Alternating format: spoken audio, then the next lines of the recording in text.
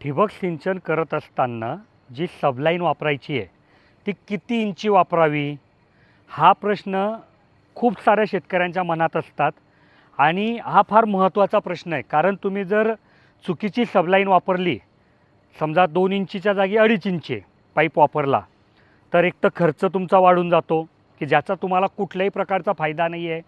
आणि सोबतच ती मोठी सबलाईन वापरल्यामुळे तुमचं पाण्याचं प्रेशर मेंटेन नाही होत आणि त्याच्यामुळे तुमची ड्रीप लवकर चोकअप होते. तर कितीही मोठी मोटर असो, कितीही लांबून पाईपलाईन आलेली असावो, तुमचं कितीही मोठं क्षेत्र असो, हो शकेल तोपर्यंत तुम्ही ड्रीप इरिगेशनसाठी सबलाईन 2 इंचीचाच उपयोग केला पाहिजे. तुम्हाला 2.5 इंची 3 इंची पाईपची जरूरत नाही आहे.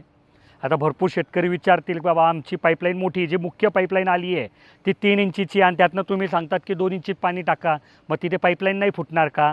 अरे बरोबर आहे बाबांनो, पण तुम्ही 3 इंची जे पाणी आणलं आहे त्याच्यामध्ये तुम्ही एका वेळेस 2 एकर, एका वेळेस 3 एकर, एका वेळेस 4 एकरचं क्षेत्र उघडणार आहे आणि सबलाईन ही एकेका एकरची लावली आहे. तर समजा 3 इंचीचं जर तुम्ही 2 कॉक उघडले 2 एकरचे, तर 2 इंची पाणी इकडे गेलं, 2 इंची पाणी तिकडे गेलं, तर उरटतं प्रेशर ड्रॉप आला, पाणी कुठे वाढलं? तर ठिबक करत असताना 2 इंची पाईपलाईन जर वापरली तर पैसे पण वाचतील आणि ठिबकचं आयुष्य पण वाढेल, ठिबक कमी चोकअप होईल आणि तुमचा फायदा चांगला होईल.